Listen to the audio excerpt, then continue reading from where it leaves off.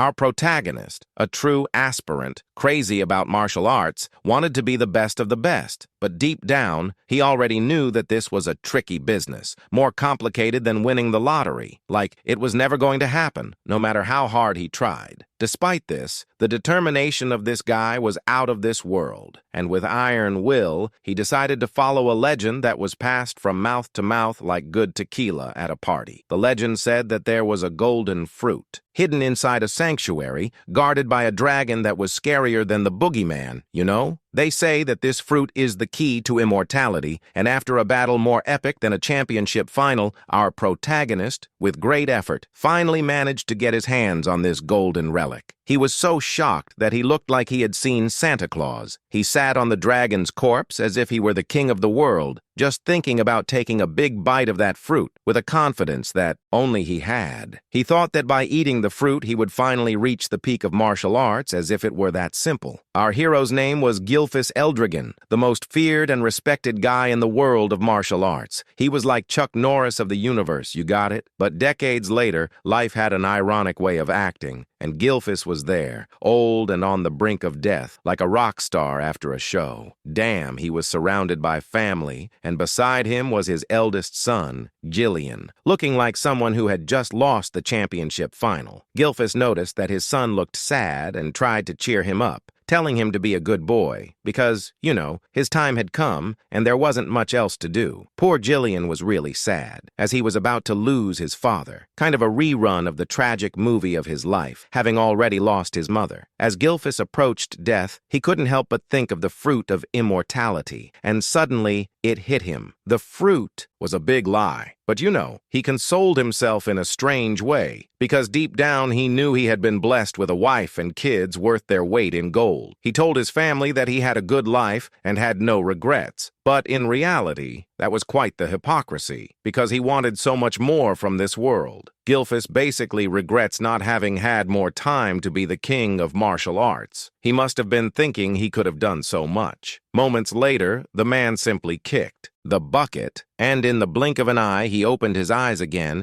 as if he had pressed the replay button. He was like, whoa, not knowing if he was dreaming, or if he had turned into a ghost because everything seemed so different. The feeling of his light body made him think, wait a minute, this isn't normal. When he looked down, he realized he had baby hands. Things were already quite bizarre, and that's when it hit him. Oh, it's not just an impression, he's a baby and he's in a crib. Damn, he can't believe what he's seeing, but he tries to calm down. Come on, he was a top-notch star in his past life. No way this is possible. In a total state of despair, he starts wondering who the crazy person was that did this to him and how it ended up on the roulette of life. Then, all of a sudden, he realizes that the so-called fruit of immortality wasn't quite what he imagined. It wasn't for the feast of life. No, sir. The true power of the fruit was reincarnation, not immortality, as he had suspected. What a bummer. This makes him a bit happier because deep down he thinks this ability might be his greatest luck, even if it's a huge mess. With that, he can already imagine himself finally reaching the pinnacle of martial arts, as if this whole crazy story was just a step to get there. He takes a look around and sees other babies in the same situation, and realizing he's in a separate building, concludes that he must have been reborn into the Dragon family. But man, he starts to wonder what the heck is happening with so many babies in this room. The situation gets even crazier when the maids enter the room with baby bottles that looked more like weapons of war. They take one of the cribs and pull out a baby goblin to feed. Then the guy starts thinking how these things can be normal. Gills is in shock at the sight of a goblin and is pondering what those crazy-looking maids are planning to do. After giving the goblin a mysterious substance, suddenly it explodes, and, my friend, it's blood everywhere. What's left is blood on Gills's face as he can't believe he's in the middle of a scene worthy of a horror movie. He's in shock, and fear courses through his body as he tries to figure out what the hell is inside the bottle. The maids, with the calmness of those who don't care, decide it's time to dilute the drink and keep feeding the kids. Gills is grabbed by one of them while trying to find out what they fed the goblin that caused that apocalyptic explosion. He can clearly see that the content of the bottle wasn't milk, but seemed to be something full of magic. He can't believe those maids, who don't seem to have any sense, are giving something so dangerous to babies. The maid shoves a stick in his mouth and Upon tasting the contents, Gilfus finally realizes it is indeed the blood of an ancient dragon. The stuff is insane. The protagonist simply cannot believe that the maids are so crazy as to make babies drink dragon blood. It's surreal. He finally gets, in fact, why someone mentioned diluting it. He decides he needs to spit this stuff out, but hell, he remembers he swallowed a little of the blood. What a thing, huh? However, he concludes that a minimal amount won't kill him, right? Now he is in survival mode. Thus, he notices that the other babies are also spitting the substance out and decides it's the best way out before his stomach explodes. It's a crazy mess. At that exact moment, he realizes that spitting might be a mistake, but who can blame the kid for trying to survive in this insane world? But he ends up realizing that if he absorbs all the magical power from that crap, he could surpass his former self and reach the peak of martial arts. What a plan, huh? The dude doesn't know exactly what's going on, but he decides to use the situation to his advantage. After all, surviving is the priority. With courage, he drinks the entire bottle, staring everyone down with an expression that screams, "Don't mess with me!" Even the maid is shocked to see Gilfus happily devouring that dragon blood. I wonder what she thought, huh? On the other hand, the maid is also pleased as things are turning in her favor. After all, what a lovely coincidence. After finishing the bottle, the boy is placed back in the crib because,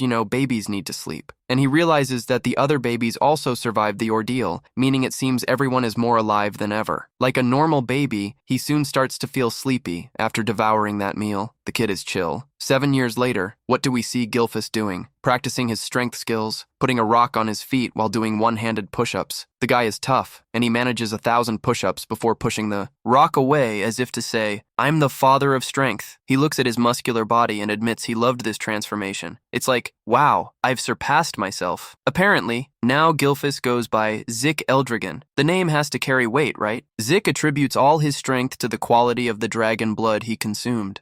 The boy swears by what he loves most. That's where the strength came from. The blood of the dragon seemed to contain an immense amount of power, and even the babies who took just a little acquired bodies stronger than many ordinary humans, thanks to the true power of the divine dragon that they had absorbed in their past life. Zack managed to suck every drop of the unique power of the ancestral dragon, and the kid underwent a transformation that left him shocked. He couldn't believe what his eyes were seeing again. But obviously, Zeke realized that he was still a one-star warrior, which embarrassed him since he expected to have at least 4 stars to be assured. Basically, 1 star is like the true source of someone's power being compressed to its limit. The struggle is real. Here, the person has to visualize their body without pressure, but the difficulties increase with each star. And as if that weren't enough, Zeke, in his past life, managed to reach the level of 10 stars, becoming the only person in this world to achieve this epic feat. 7 years have passed since Zeke was born as the son of the current head of the dragon family. But, oh what a disappointment, he is an illegitimate son, meaning he's in a tough spot. And as if that weren't enough, his mother was already dead and his father never showed up. What a situation, huh? Zeke can't believe he has a piece of trash for a father. Wow, that must hurt like hell. Apparently, he reincarnated a millennium later. So when the world turned into an arena where the weak get screwed by the hands of the strong, life isn't easy. Furthermore, there's a crazy ritual called the Dragon Judgment. What a name, huh? Just to make it scarier. Only the babies that survive drinking blood are supposed to be trained as dragon warriors, but our hero Zack received no training at all. What a blunder. He tries to ask a maid some questions, but she simply replies that she's not allowed to share anything. I'm getting the feeling this place is a bit suspicious. Zeke vents to the maid, reminding her that those who pass the test should receive combat training. But, as always, he's surrounded only by maids and doesn't see a single instructor in sight. The maid acts like a doll. Do you need anything? But our hero replies that he's fine, doesn't need anything, just training. And so the struggle continues, because Zack is looking for answers, and no one is cooperating. In fact, Zack finds a way, as he's more focused on buffing up his body.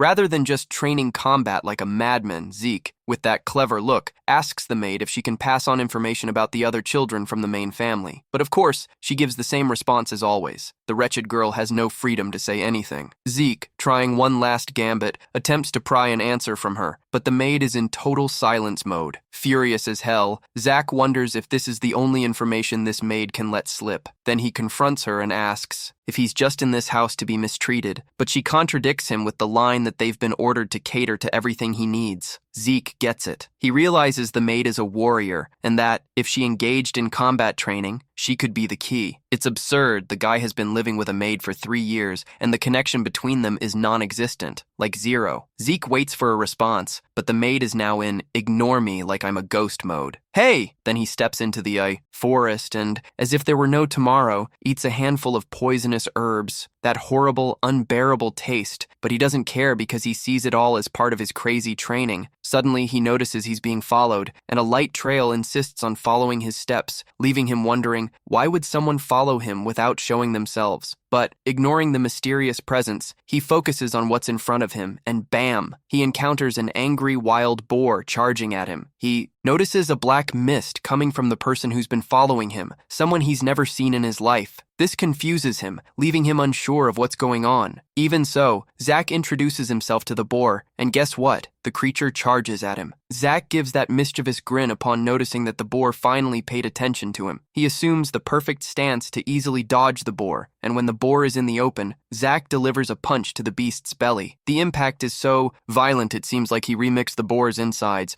killing the poor thing with one blow. Zeke is astounded like, how is this possible? A mere touch from a guy who's a retired star disabled a wild boar. He realizes that what really matters is the quality of the star, not the quantity. Proud, Zeke picks up the wild boar and throws it over his shoulder while heading home. He's tired of being alone and starts to think about embarking on a grand adventure, but soon realizes that the sea is the only place that awaits his adventurous spirit, even if he wants to go anywhere else. Meanwhile, the strange guy who was following Zeke is left speechless, unable to believe that the guy defeated a wild boar with just one punch and without ever having trained a day in his life. Moreover, he simply cannot believe that Zeke realized he was hidden there, like a ninja. The guy concludes that Zeke is not a normal kid, not like Zeke's mother who died young and his father didn't care about him. It's clear that the upbringing he had was a pile of trash. Still, he cannot escape, because he is the son of the family boss and has to keep an eye on everything. The guy realizes that the situation is getting more and more interesting, and he's just observing. Zack returns home and already feels that there are visitors, a different vibe in the air. He picks up the energy of the crowd and wonders what they want to put on the agenda of the trouble, walking towards the door to make some jokes in the conversation. From what he senses, he doesn't feel any intention to kill in the conversation. So he finally opens the door and comes face to face with the men in the room, asking what's up with them. The protagonist soon realizes that the guys in front of him are wearing Zay's emblem, the dragons, on their clothes. I mean, you can't miss that information, right? This only piques his curiosity, and he asks, all confused, what these guys want from him. Then, in the heat of the moment, the men drop the bombshell. They came to take Zack because he needs to undergo an exam. That is, something completely unrelated that he didn't even know was going to happen. Poor Zack almost loses his head when he hears this. No one informed him about any exam. This is a huge surprise. Next, Zik is taken to the main house, and he is thinking, what kind of madness is this? I can't believe I'm back after 1,000 years away from this place. Soon, the men start dressing him in the school uniform, and Zik is there wondering if this is a magic school or a traditional college. And then comes the revelation. He wasn't taken to the main house for luxury, but rather to attend an academy known as the Dragon's Nest. This academy is kind of the place for the El Dragons, and everyone in the family dreams of enrolling there. It even seemed like a successful advertisement. However, to enter this academy, everyone receives education at the age of 7, and today is the day of the entrance exam, you know? But Zack had no education. Like, he is completely lost in this whole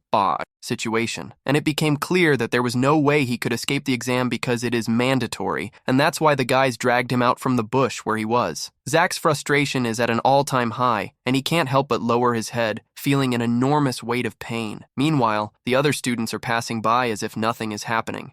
So one of them, Langos, who everyone uses, approaches. Langos, from the village of Old School, asks Zack if he's doing all right or if he's going through some rough patch. At that moment, Zack gets all suspicious and answers harshly, asking him right to his face what he wants. Langos awkwardly says he was just trying to help because he sees that Zack has a lot on his mind. Right, Zack? Shocked, Zack realizes that Langos is shy but has hidden power. It's quite the curious thing. Still, he decides to get up and apologizes for the rudeness because, you know, let's be civil. Zack introduces himself and says he's just confused about what those heads of the family are planning to do with him. You get it? Then, Langos replies that the content of the exam doesn't change every year, meaning it's something everyone should already know. But Zack, with that clueless look on his face, explains that actually he has no idea what the exam will entail. And this shocks Langos. Langos is like, man, this dude really knows nothing about the crap that's coming. He starts to wonder if Zack will be able to do well on the test since he is completely clueless. Determined to help, Langos decides to explain to Zack how things work around there. But just as he's about to speak, a bunch of bullies shows up out of nowhere, calling Langos a shrimp. You got that? Zack looks shocked, unable to believe they're calling Langos a shrimp so brazenly. The bullies have Ratinho, another guy from the village of Old Scale, as their leader, and he starts mocking Langos. Ratinho chimes in hard and asks, "What's a shrimp like you doing here for the exam? Why don't you go home and play, you little fish?" Poor Langos is still trying to figure it all out, because he replies that he's there for the exam. But of course this only makes Ratinho lose it and yell at him as if the world were ending. Ratinho doesn't miss the chance to jab, and tells Langos to remember that he's a complete waste, claiming, "There's no chance someone like him will get into the academy." And Ratinho, huh? He's dying of laughter at Zack while still comparing him to Zack's dad, saying he's just a fake dragon. Zack, who isn't dumb or anything, realizes that Langos' patience is almost at its limit because the kid's fist is clenched as if he's ready to blow up. Just a breeze. And just so you get the context, the dragon family has a whole organized structure with an absolute monarch ruling the peace. And newcomers, they are called smaller dragons, which is kind of a title of honor if you know what I mean. The common soldiers are nicknamed young dragons, and the captain class, they are the adult dragons, total respect. At the top of the food chain are the action dragons, who are the most respected and powerful guys around. But hold on, because there's a very low level reserved for the trash of society, called false dragons. These false dragons are those who couldn't get into the dragon's nest, or who couldn't finish the academy, meaning they are total trash. Langos really wants to show that he and others like him are not false, but true. And then, Zack, who is in the middle of the mess, decides to jump into the conversation and asks Ratim how he can know that Langos is trash if the guy hasn't even passed the exam yet. Ratim is so shocked by Zack's audacity that he asks who he is and if he has a problem with him, almost breathing fire. Zack, with all the calm in the world, replies that everything is fine, but he just wants to understand why Ratim thinks it's impossible for Langos to get into the academy. And then Ratim says that people like Langos are weak, you know? A denial. And Zack, honestly, is shocked by this statement and responds saying that Langos is stronger than Ratim and his gang of trash, a reply that makes the atmosphere shake. Ratim, who was already not liking the situation, throws out an angry question, asking if Zack is suggesting that they are inferior to a kid like Langos. But before everything explodes and a fight breaks out, an examiner appears to announce that the admission exam is in full swing and will begin soon. He then tells the candidates that they need to choose a number as soon as they register, like a lottery to see who will do well. Ratim looks at Zack with a face of disgust, promising that he will remember his face, like a revenge seeker. Zack, surprised by Ratim's sour face, wonders why these modern youths are so grumpy, as if the whole world is falling apart. Langos, who is all ears, hears Zack talking like that and realizes that, in fact, they are all around the same age. He ends up saying that anyone would be pissed off to be called weak, but that seems to be a taboo among them. Zack then, with that mischievous curiosity, asks if the exam is mandatory, and Langos replies that yes, but those who think they are not ready can leave whenever they want. Zack is surprised by this news, but for Langos, it just confirms that Zack is disconnected from everything. Langos, thoughtful, suggests that if Zack is scared, it's better to give up, because the test can be a real mess. Zack, strong and determined, makes it clear that he won't give up, not even if the cow coughs. Langos can't hide his surprise at seeing so much confidence in Zack, even without the slightest idea of what's to come. Zack then suggests that they pick up the pace because before they know it, the test might have already begun. Meanwhile, all the candidates are gathered, and an almost battle-like atmosphere is forming. The examiner stands in front, all pompous, ready to detail this insane test. He warns that all they need to do is leave a scratch on the rock in front of them to pass the exam, which seems easy, but there's a trick to it. But wait, no weapons are allowed, only the ones provided by the examiners. What a twist! And to spice up the competition, they can use their bare hands as long as they can make that scratch on the rock. The examiner reveals that each person has 3 attempts, but with the confidence of someone who has seen it all, he thinks this exam is easier than it seems. Langos, horrified by the simplicity of the test, is shocked, while Zack wonders what the difficulty is, since the challenge is just to scratch a rock. Zack had imagined a crazy exam, especially remembering the previous test, which was madness, but what he saw now left him on the floor, extremely disappointed. The examiner, with an air of authority that would envy any king, then orders everyone to start the test, like, without much ado. The first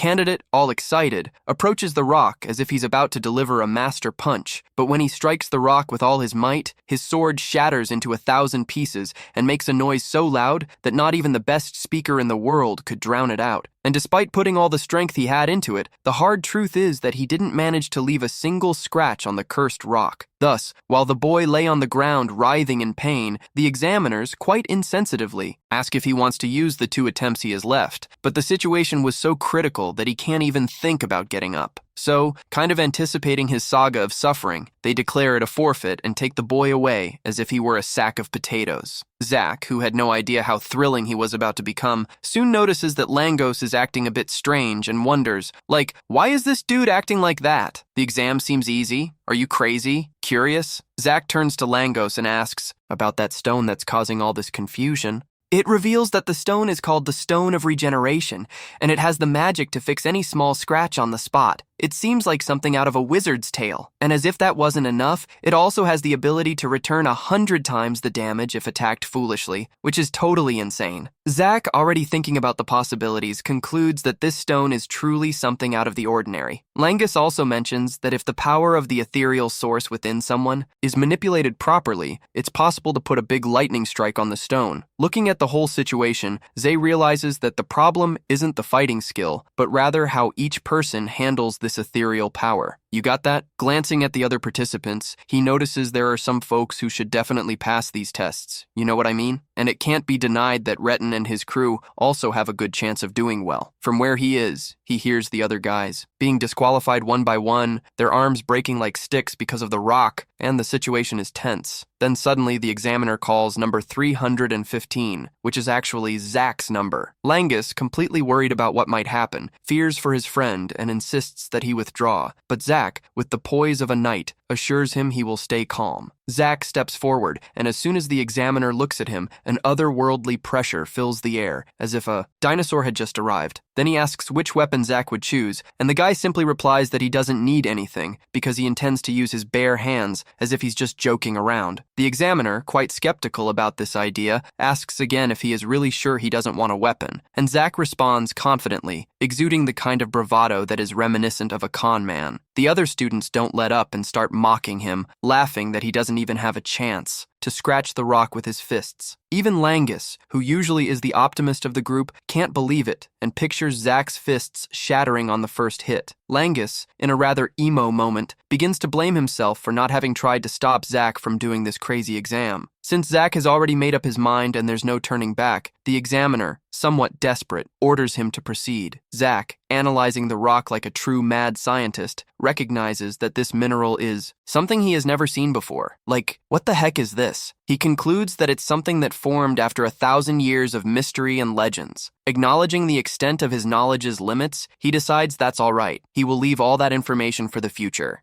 Zack energizes himself with the determination of a warrior and prepares to punch the rock with all his strength. He thinks the energy he is concentrating is powerful enough to make the rock feel like it's in a real construction site. In his mind, the technique he's about to unleash is the famous combat technique, Dragon Slayer, which is epic even by name. Thus, a bright yellow aura appears around his body and arm as he brings his fist down with all his might onto the rock. The impact is so strong that it shatters the top of the rock and creates a noise so loud that it should have hit the charts. Everyone is completely surprised, but while the crowd shuts their eyes, the examiner is the only one keeping his eyes wide open, as if witnessing something grand. Zack, relieved, takes a deep breath, but soon realizes that the technique he used is a bit too advanced for his age. Looking at his arm, he sees that it's bleeding, and that his uniform, poor thing, is also torn, almost as if he had fought a pack of dogs. But instead of boasting about breaking the stone, Zack reflects that, deep down, his training is still far below what he expected. The other students are left wondering how the crazy guy managed such a feat. Like, what kind of magic is this? On the other hand, Langos is simply furious. The guy cannot believe that Zack managed to break the stone. It's the scandal of the century. Poor Langos is standing there with his jaw on the floor, having no idea how Zack managed to pass the test, considering he was the last person he thought would achieve something like this. Even the examiner, who is usually as calm as a cat lying in the shade, is bothered by the scene. He wonders how this could be, because only someone with at least 4 stars would make such a noise on the regeneration stone. Given that Zack is a legitimate child who, all of a sudden,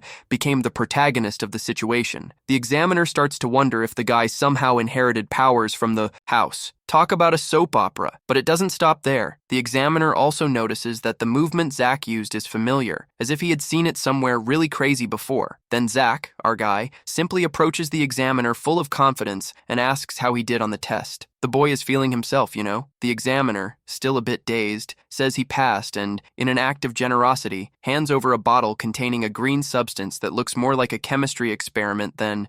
Curious Zack, who only asks Junior the examiner about what is in the bottle, is simply met with a deadly stare from the little guy, who tells Zack to move away. There's a tense atmosphere, right? Zeka is calm and unfazed, simply assuming that the bottle there is indeed a reward for passing the exam. He's confident, man. He then goes back to his new buddy Langos and receives compliments for his incredible skills. The boy is making history. Dude, Zack, super curious, asks Langos what that bottle is. Langos, with the smile of someone selling something mysterious, reveals that it's a healing potion. Zack looks confused, as if he just got punched in the face out of nowhere. He didn't know it was a normal thing until Langos explained that it's a basic healing potion. The kid takes a closer look at the bottle and notices that the substance doesn't seem poisonous, so his mind starts to wander. He begins to wonder if this potion could actually be, in fact, an elixir. Can you imagine the craziness? And to surprise even more, some elixirs are made from super rare materials mixed with herbs that only grow in secret realms. What are these things? Moreover,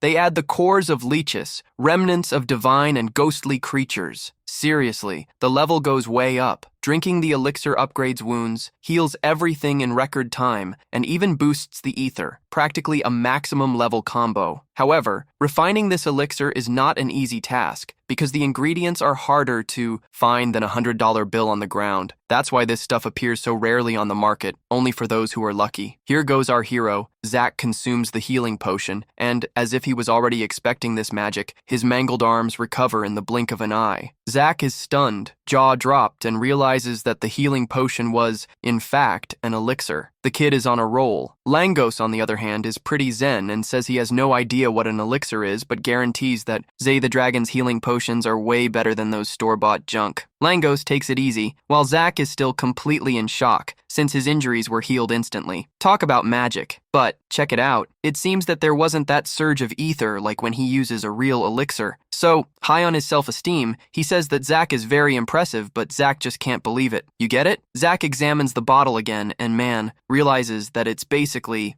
what has all human knowledge been able to create for over a millennium? Then Langos reminds Zack that he's one of the strongest, and Zack, already in that vibe of overcoming, replies that his goal is to be the strongest. So, there's no reason for him to be surprised. Soon he holds back his gang of bullies who step up to take the test and nail it. Everyone passes, of course. Zack, for his part, isn't surprised by this since he knew they'd all make the cut from the start, because come on, who would doubt those brutes? Finally, candidate number 414 is called up, and the surprise is Langos. The crowd is already flipping out as he walks down the stairs. Zack notices that Langos is nervous, like a cat in the middle of a fire, and gives him some solid encouragement, assuring him that everything will be all right. Langos, already at the peak of pressure, turns around and tells Zack to stop expecting so much from him. Things are heating up. When Langos reaches the testing area, he grabs a sword and Zack's just thinking about what this guy is up to now. Langos takes a deep breath as if he's about to smash a rock and swings with all his might at the stone, but in a turn of events worthy of a failure meme, he doesn't even leave a scratch. The dude even falls down in the process. What a mess. As usual, the examiner doesn't miss the chance to remind him that he still has 2 more attempts. Surprise, right? Langos then stands up, all determined to try again, but the result, of course, is the same as always. What a bummer. The kid collapses to the ground in a convulsive cry, wondering if he's really about to fail, just like the bullies always said would happen.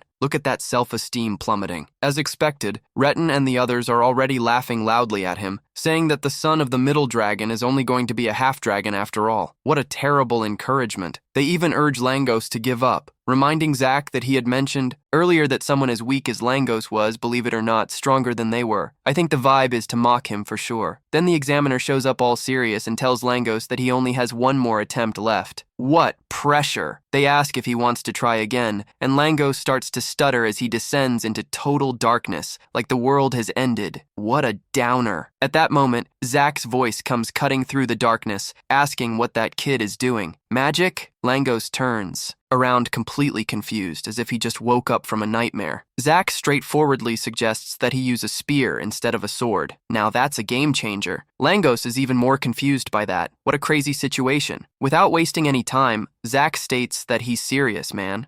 It's time to change the game. Zach scolds Langos for using a weapon that doesn't suit him, saying it's like trying to dance at a party without knowing the steps. Zach emphasizes that it doesn't matter how many times the kid tries, he won't make a single cut in the rock using a sword. That's a fact. Retin and his friends start laughing even harder at Zach, saying that Langos has been using swords since he was old enough to suck his thumb and has never had a single spear lesson. What a joke. Meanwhile, they continue to believe that Langos will always be that pathetic, even if he switches weapons. The cruelty of bullies knows no bounds. Zach, being clever, asks the examiner if they can swap weapons in the middle of the test. Brilliant. The examiner, a bit embarrassed, assures Zach that there's no problem with that. How wonderful. Zach flashes a huge smile at Langos, telling him he's free to use a spear. Now's the time, kid. Zach takes on the role of a motivational speaker and asks Langos if he's ready to walk away as a loser. But Langos, full of determination, replies no. He stands tall and tells Zach that he's going to take his advice and try using a spear. Look at that. Seems like Langos' dad wasn't allowed in the dragon's nest and was always the target of mockery. What a sad story, man. But despite all that, the old man never gave up. He made sure to raise his son well. Talk about a father's strength. For everything his dad has done for him, Langos is determined to prove he's not a fraud. Not at all. He remembers all the tough moments, and that motivates him even more. Zach said he'll always get the same result, no matter how many times he uses a sword. Now is the time. Langos might not have known Zach for long, but he's choosing to believe in him. What courage! The only issue is, he's completely clueless about how to use a spear. Then Zach tells him to just push the spear straight ahead, which sounds simple, but is it really? He adds that Langos shouldn't overthink it and just do it easily, right? Except it's not. Langos knows that it's impossible for a beginner thrower to hit the regeneration stone and cause any damage, but he's going to do it for his dad. Even though he's only known Zach for a short time, he decided to trust the guy. What a turnaround. Since Zach believes in him, Langos wants to do the same, not wanting to fall behind. Langos takes his stance and soon notices that the energy from the ethereal source flowing into his body feels different, more intense. Check this out, brother! Langos charges toward the stone and strikes it, causing a massive shockwave. Returns to his gang thinking everything would stay the same. They start laughing, saying there was no difference with the weapon change, but when they look closer, they realize the kid actually made it. They are shocked to see that. What's happening here? Even the examiner can't believe Langos really pierced the stone with the spear. What a twist of fate. Zach, the guy, can't take it and starts clapping for Langos, all proud, like he couldn't be happier, as if he were a father watching his son receive an award. What a moment. Langos, my brother, is just there in disbelief, unable to believe his own eyes. When the examiner scribbles in the notebook that he passed the test, the dude freaks out, wondering if it's true. Langos, all nervous, asks again if it's true, but he can't help himself and confidently exclaims, "Dude, you totally nailed it." That's it. With tears in his eyes and a smile that could be seen from afar, Langos leaps into Zach's arms. His happiness was almost tangible. It felt like he won the lottery. Meanwhile, his crew on the other side was in total shock. They simply couldn't believe Langos passed the test, thinking it was just beginner's luck. Then, out of nowhere, the examiner shouts to everyone that the exam was over. He announces that it's now time for the admission ceremony. That's when the mood shifts. The excitement is all Zach's, who is already pulling at his ears like, "Are you kidding me? Just scratching a stone is the only test?" He can hardly believe it's all so easy. Langos, with that knowing look, warns Zach that there might be more tests after they get into the academy because, it's not just smiles that count. Zach, then feeling wildly curious, nonchalantly asks what they should do now that they've passed, as if it was no big deal. And Langos drops the bomb. The heads of the El Dragon family are going to show up to congratulate the gang that passed. Now it got serious. At that moment, a bunch of aura cultivators appears in the distance, strutting toward the students like they're movie stars. And of course, there's one guy who catches Zach's eye and he asks, "Who's that shadowy, powerful dude?" Langos, in disbelief, thinks Zach just badmouthed the family head, like the guy has no clue about the challenges ahead. And Zach, out of control, just goes for it. "Eddie, that guy's a real ugly bastard." But before he could ruin everything, Langos covers his friend's mouth. Langos was in panic mode, begging Zach to stay quiet. All he wanted was for nothing bad to happen, because man, drama was definitely on the way. And even though it was a challenge, Zach gives in and decides to keep quiet for now. The situation really called for a bit of silence. Zach, with that observant look in his eyes, notices that the guys around him are known as the Dragon's Forces, and wow, the weight of their presence was palpable. He was astonished because among them were a few guys who seemed decent, but most of them, dude, were 7-star warriors. What power! But the head of the Balsa family, the dragon, is an 8-star warrior, man. That makes him a real heavyweight in the scene. Back in Zach's day, there weren't many 8-star warriors in the world. He wondered,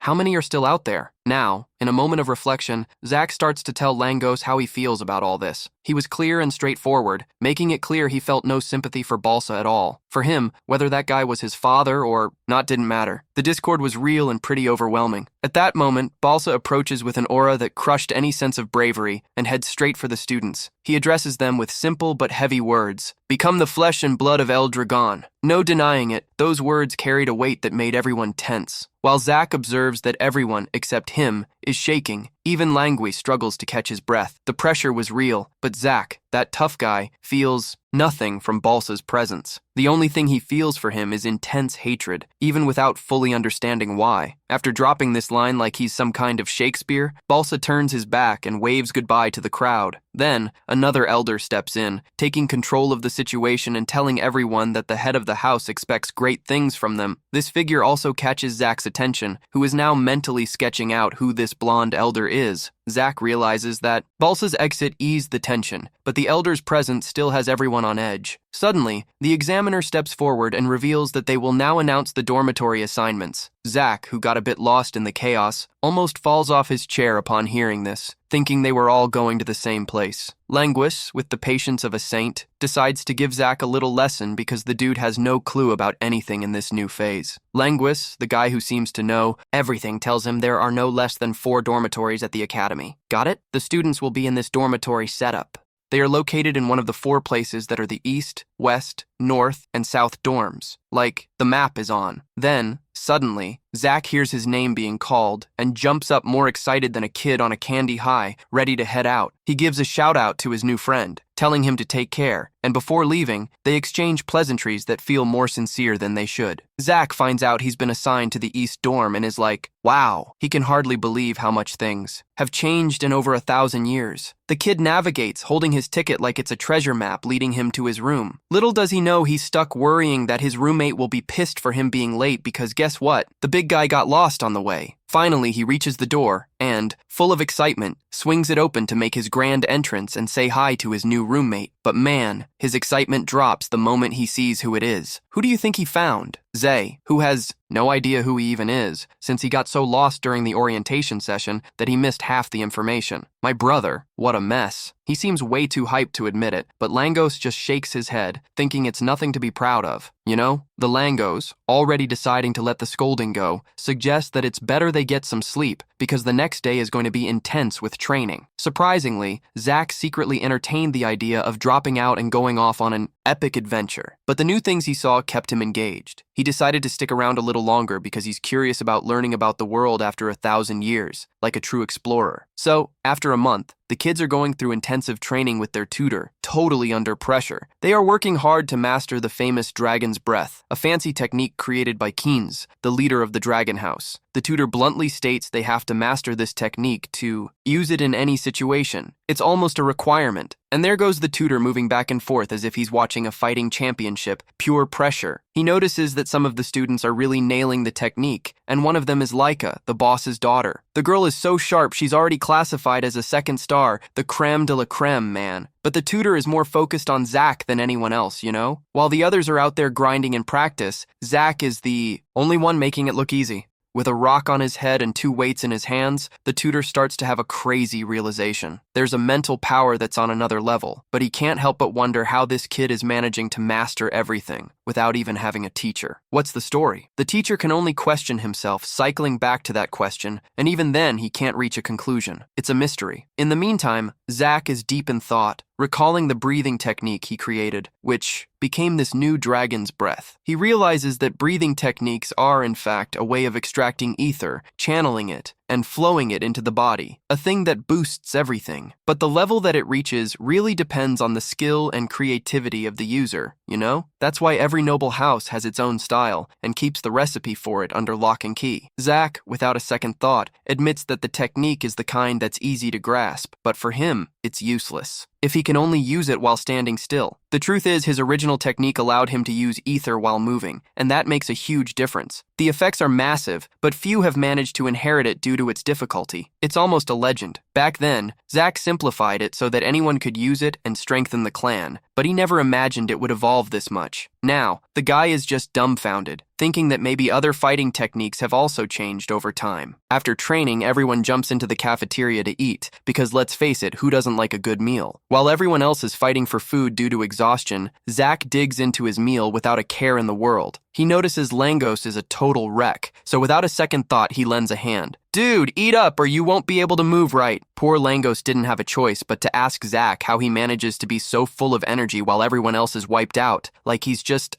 chugged an energy drink with superhero powers. Zack, with that look that says, I'm the brave one here, brushes Langos off and bluntly states that he's just a weakling without power, looking for an excuse, because the truth hurts, you know? Then he pulls a motivational coach act, encouraging Langos to eat more and train so he won't be a couch potato. While Zack was giving a real pep talk about overcoming challenges to Langos, he notices some well-trained kids were actually taking a break to eat. As if the training were an excuse for a snack at that moment, as if the scene were very dramatic. Laika approaches Zack and asks, out of the blue, who he is. But since Zack doesn't know her, the situation became tense. Langos almost choked on his food when he heard this and, in a surge of adrenaline, approached Zack to whisper as if he were a secret agent. Since the information was hot, he informed that Laika is the boss's daughter, but, loving the situation, tells Langos that he had no idea, as if he had just uncovered a big secret. Langos, the miserable one, almost dying of embarrassment, tries to clarify the situation to Zack, saying that they shouldn't even be talking to Laika, as if it were the greatest crime of the millennium. Zack, just staring at Langos as if he had just said something ridiculous, responds that, guess what, he is also the boss's son, even being the illegitimate one in the story. Langos and Laika, totally in shock from the bomb that Zack just dropped, look at each other, and Laika asks with a look of disbelief if he is serious. Zack, with all the calm in the world, says he has no reason to lie, as if justifying himself were the most normal thing on the planet. And then, Laika, who might have an investigative streak, asks the burning question, how did he manage to get strong enough to break a regeneration stone with his bare hands? Laika is genuinely interested in the answer, but Zack gives a response from someone who is very cool, saying he did it because he's a nice guy. Literally, the dude is tough. Then Zack realizes that Langos looks like he's been hit by a hammer and calls him back to reality, telling him to eat because fatigue won't go away on its own. Laika, all determined, approaches Zack with a bold proposal, asking if he would like to join her, hoping that the idea would be a bait that works. Zack, completely confused, is left wondering what she is really trying to say. Laika, bluntly, hits him with the straightforward request that she wants Zack to become her subordinate, as if making this proposal were completely normal. Speaking openly, Laika explains that she wants to be Zack's supporter since he is an illegitimate son, and obviously he would want allies. And, believe it or not, Laika wants Zack to help her become the next boss, promising to reward him generously when she reaches the top of the family. She tries to seduce him with the idea, but in a calmness that is anything but common, she says she is not interested in the offer. Laika, of course, assumes that Zack is also eyeing the boss position, and thus he rejects the proposal in a performance that would be worthy of a soap opera while she was there vomiting her shabby speech.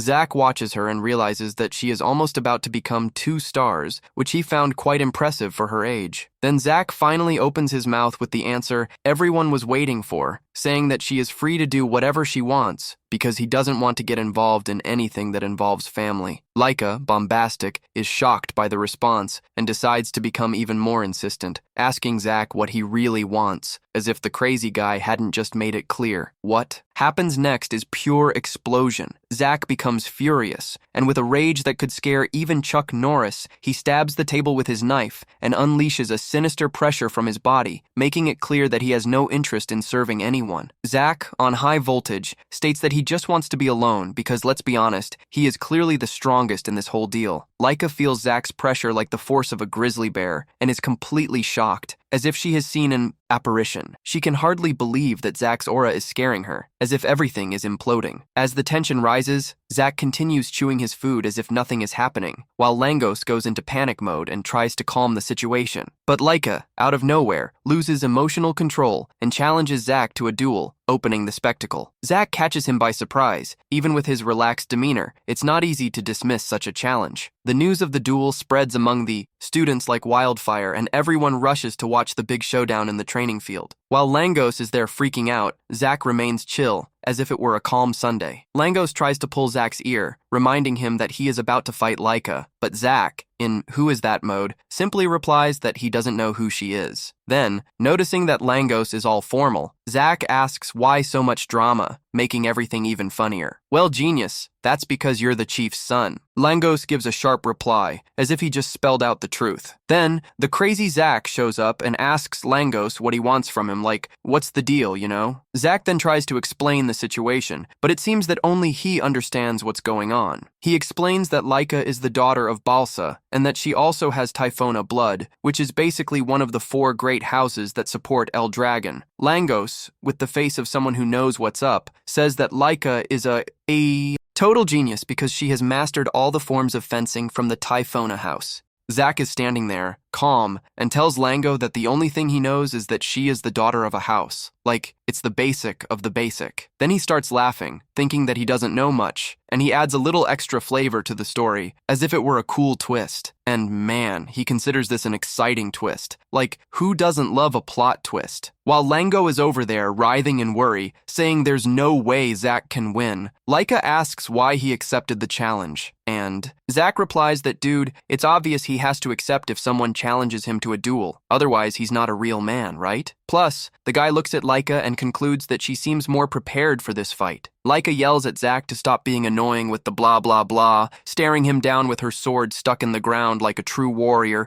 asking if he's ready to learn some manners. The two are ready to fight, so Lango packs up and leaves the arena for them, as if saying, now, it's up to you. Lango also warns Zach to be careful as he runs off, but like, who cares about that when the fight is about to start? Left alone, Zach asks Laika why she is so determined to fight him. Why try to understand these things? She says she wants to become the next head of the house and needs to defeat Zach to make him her lackey, because that's her plan. Zach is shocked, like, what's it got to do with me, man? Kind of not understanding the whole deal. Laika is surprised by Zach's laid-back attitude and asks if he doesn't know the truth about his family because he's an illegitimate son. Like, you can figure it out. Zach is about to give an explanation, but she interrupts him, as if there's no time to waste. She explains that, counting Zach, there are 5 heirs competing to see who will be the next head, and, believe it or not, Zach is the only one who doesn't have blood from one of the 4 great houses of Aldrigam, making him the real outsider of the situation. The key point is that the house that breeds the head makes everyone strive to be the best at the academy, like a fighting reality show, to oppose their siblings, you know? Laika says she needs more allies because, alone, she can't face the competition. All this explanation leaves Zach in major confusion, but he ends up grasping the general idea. Laika, now determined, charges at Zach, saying she has no more time to waste. She has determination in her eyes, trying to strike him with her sword, but he subtly backs away in a clever way. Zach even dodges the blow, but the sword's attack leaves the ground destroyed.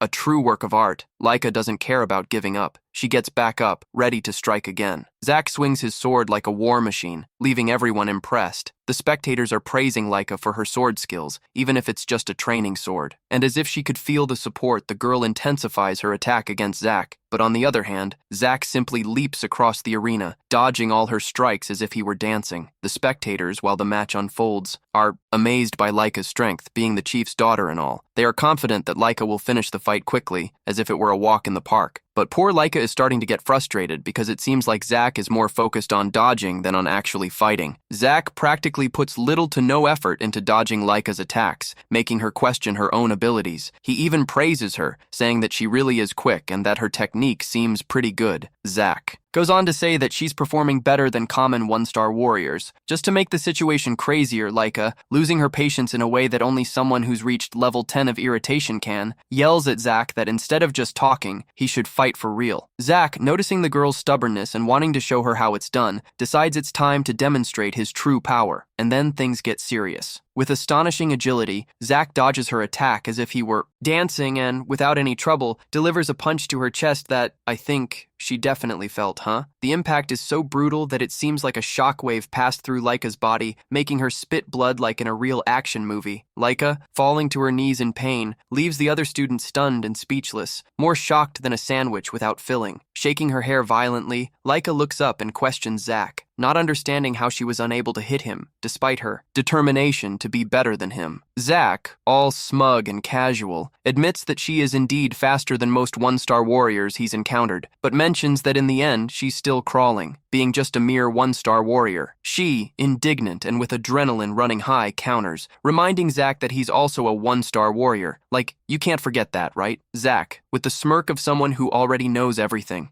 He begins to explain that he can read her movements just fine thanks to the way she breathes, the way her muscles tremble, and even that strange change in her gaze. And to top it off, our crazy guy has life experience compared to hers. This arrogant explanation causes Laika to rise up like a phoenix from the ashes, ready to attack again. With her sword in hand, she charges toward Zack, determined to take his head off. However, even with the unexpected attack, Zack leaps and dodges, ninja style. This leaves Laika completely exposed, and Zay seizes the opportunity to deliver a powerful blow that sends Amanda crashing straight into the wall, making an enormous racket. She collides with the wall and kicks up a cloud of dust that covers everything in the area, resembling a slow-motion movie scene. The spectators witnessing this are in absolute shock, wondering if Laika really got hurt or if she is just pretending. Langos, all pumped up by what just happened, rushes back to the arena and starts showering Zack with praise, telling him he is amazing. However, Zack, with that air of someone who couldn't care less, responds somewhat dismissively about the situation. But really, what's amazing is you hitting the like button and subscribing before the next breath. So, have you subscribed yet? Leave your comment because the action is going to continue after you max out this video,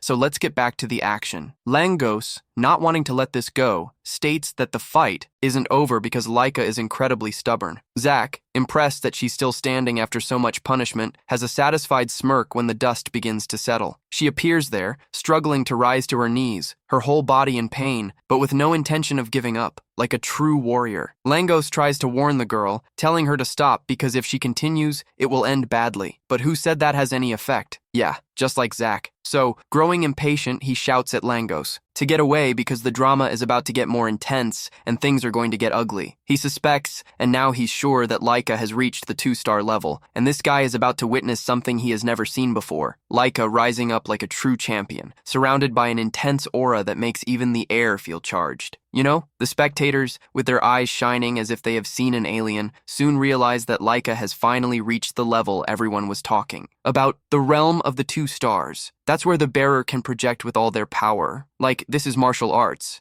Master level is no small feat, and this projection is basically the aura that every warrior dreams of having, a flashy display that instills fear in enemies. Laika, looking stronger and more powerful than ever, thanks Zack for being the source of her transformation and for allowing her to face this new, furious phase. With a brave heart, she charges at Zack at high speed, ready to deliver a deadly attack. Her sword emits a golden trail of aura, and Zack, recognizing her skill, admits that the girl is now faster and stronger. She has become a beast. However, Zack doesn't lose his playful essence and accidentally underestimates her attack, receiving a cut on his face that leaves anyone wide-eyed. Laika, noticing that he is bewildered, uses this to boast about her new strength, referencing the power of a 2-star warrior, and is at the level to push the crazy guy out of the ring. With a smirk on her face, she assures Zack that he will still see the true arts of the Great Lightning, Spirit Sword, and the guy, honestly, can hardly wait. Zack's heart is racing because, my friend, he is finally going to see something that didn't happen in the past. It's way cooler than watching a movie with eyes sparkling in anticipation. He is absolutely pumped to find out what Laika is preparing for him in the next round. Just a quick warning, what's coming promises to leave anyone speechless. Laika surprises with the technique of the Great Lightning Sword and makes a strong spin. Meanwhile, Zack runs from her, wondering what that is. His body is surrounded by the lightning emitting from that great sword, but he's still cheerful. He asks Laika if she is manipulating the lightning. Zack comments that this is truly absurd. With sparkling eyes, Almost like a Super Saiyan,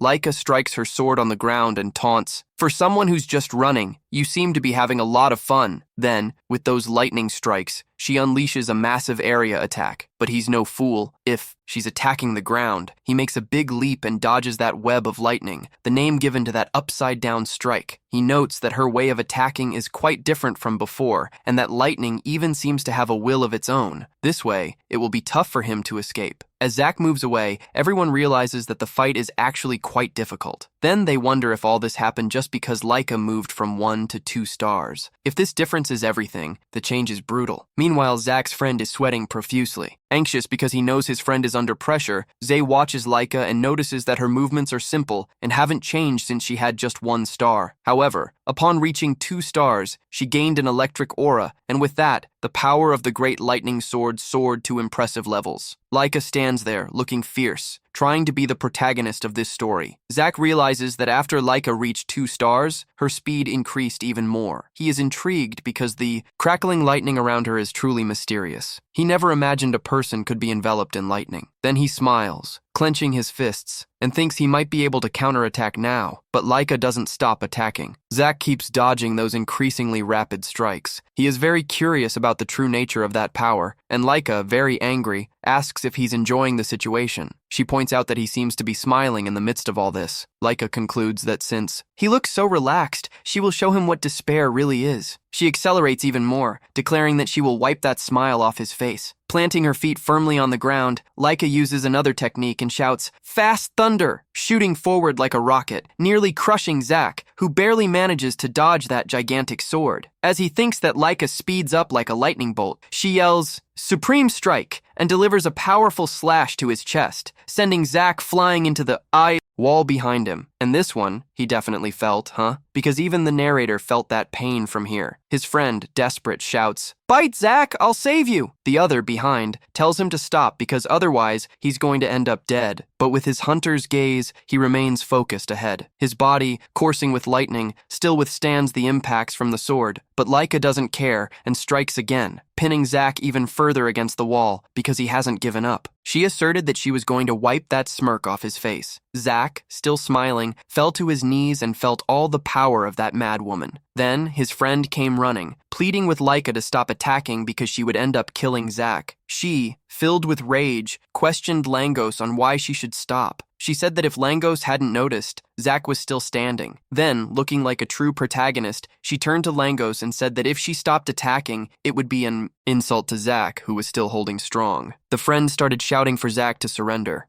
Laika, striking a triumphant pose, commented that she thought Zack's friend was right. She suggested that since he was in such bad shape, it was better to give up. Then she asked if he didn't think that was a good idea. She continued by telling him to give up and be her little puppy forever. The boy just smiled without saying anything. Laika, noticing his smile, began to insult him, stating that even though he was an illegitimate child, he was still a descendant of the Dragon Clan. She said she would show her respect for him and began to gather her aura, assuring that she would take care of Zack. With one powerful blow, she then shouted, "Thunder, thunder, thunder, cat!" She charged at him with everything she had, for that was the first technique of the great thunder sword of heaven. And my friend, she hit him with a blow that shattered the ground around them. If he didn't die, he's certainly dead. Zack actually looks like he's dead, doesn't he? Because after being electrocuted, like that, he looked like a roast pig. His friend was there screaming, "Lord Zack, no, don't die!" And so, the story seemed to come to an end. Everyone was dead. It was over, for the hero had fallen and faced the consequences of that woman who knocked him down as if he were a man and came out the loser in that fight. With that, the story was done, folks. Everyone can go home. Then Laika drew her sword and declared, "I won!" She apologized, but the match was over. She proclaimed herself the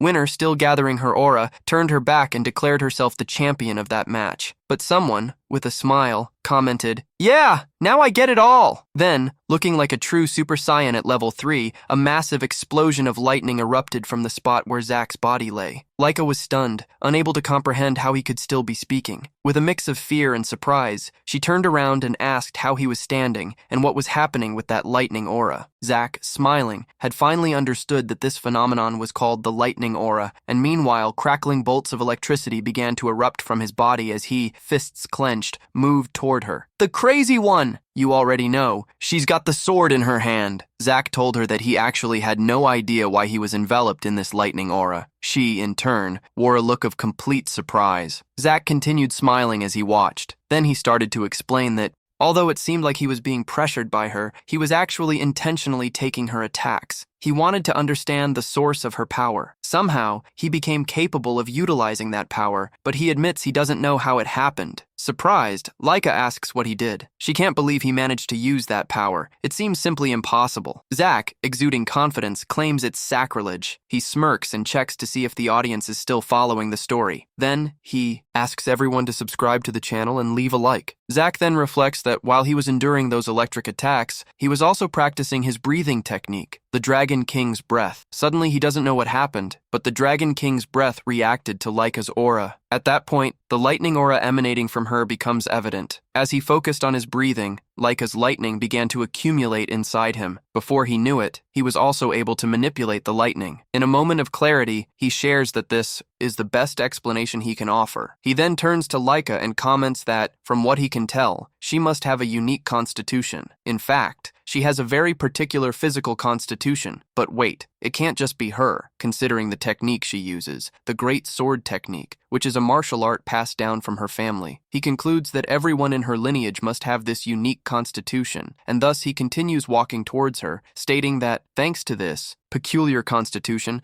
they can generate this wave of lightning. He finishes by saying he had a blast practicing and learned a lot from all this training. Standing in front of her, Zack begins to channel the lightning in the palm of his hand. With a smile on his face, he comments that, thanks to Laika, he also reached the 2-star level. But then he winks, and you know what that means, right? Winking is the same as losing. Laika was already ready to launch a new attack, eager to put an end to that endless chatter. On the other hand, Zack, all in style, doesn't even flinch. Then, with an even bigger smile, he tells her it's not over yet, and then takes off in a sprint so fast it's startling, as not a single artist can keep up. He zooms out of one frame and appears in another, and the artist, astonished, asks what just happened, because he moved so quickly. At that moment, Zack understands and explains that when he only had 1 star, he was running normally. Now, with 2 stars and this lightning technique, all the muscles and nerves in his body have been strengthened, allowing for a much faster acceleration than before. He admires this incredible and unique physical constitution. Then, still enveloped in rays, Zack tells Laika that he still needs to get used to this new power of 2 stars. Meanwhile, his friend, relieved to be alive, can't even keep up with them as they are moving at high speed. Observing Zack and Laika again, he notices that after his friend reached 2 stars, Miss Laika is missing all her strikes because Zack has become much faster. Laika, for her part, is giving it her all. So very irritated and with an expression that reveals her state of mind, she complains that he is mocking her. She asks him to stand still so that she can hit him. Zack, smiling, replies that she is crazy. Of course, he isn't going to let himself stay still for her to hit him. He is not mocking her at all. If she wants equality, he'll show her. Then, applying a kick of equality, he hits Laika with full force. But she, being a strong warrior, puts her sword in front to block that attack. Thus, she proves that she is tough, landing on her feet because she wouldn't let that kick shake her. Then, Zack, quite pleased, announces that it's time to end the fight, as he has already learned what he needed to. Smiling at Laika, he mentions that he has been planning to create a technique for a while. Laika, intrigued, asks what he means. The protagonist says yes, he is really going to create a technique. Let him think a little. He starts with the first form, which is special. He already has an idea. First form, special form. Meanwhile, she was there, sweating and thinking about everything he was saying, as he had no technique and yet was talking about creating one. And she knew that there was no way someone could do that. While she was lost in her thoughts, Zack approached and said that he had already thought of a technique. When Laika realized, Zack was already by her side. She widened her eyes in astonishment as Zack rested his hand on her belly. He then proclaimed, "Dragon of Destruction, Combat Art Special Form, Punch to the Womb." And my friend, Zack delivered a lightning punch to Laika's belly. What she definitely felt. Zack added, "Wow!" The lightning. The killer art Laika fell to the ground prostrated after receiving that electric punch. She even lost her breath. Zack looked at her and said, "It's over, you see? End of the match." Meanwhile, his friend was wide-eyed, as Zach reached 2 stars during the fight and won decisively. He then commented, "Yeah, Laika, that was a very interesting fight. What do you think?" She couldn't say anything, just agonized, feeling intense pain in her stomach because that punch hurt a lot. Incredulous and still trembling, she thought, "What did I lose?" Then she clenched her teeth in anger, knowing that she couldn't afford to lose. She remembered her past, when she was just a little Laika, with the dream of becoming the head of the family. She recalled her 3 older brothers, much stronger than her. She knew that to be the head of the family, she had to grow much stronger than them, because power determines who will be the next head, and there was no way she was going to lose in that place. And so Zach commented, "It's great, you are really strong." She looked up and asked, "What?" Zach said again, "Learning new things with you was really fun. It was well spent time." So Zach reached out his hand towards Laika with a big smile on his face. He said, "Oh, Laika, I don't want to fight with you just once. That would be very boring. So, what do you think? Shall we fight again, Laika?" She blushed all over as she found a boy, much stronger than her, and her heart started to race. You can ship the 2, right? And so we end here. If you want the next part, just ask. Don't forget to like, subscribe, and hit the bell. And anyone who can, give a huge thanks to the uncle. It really helps a lot.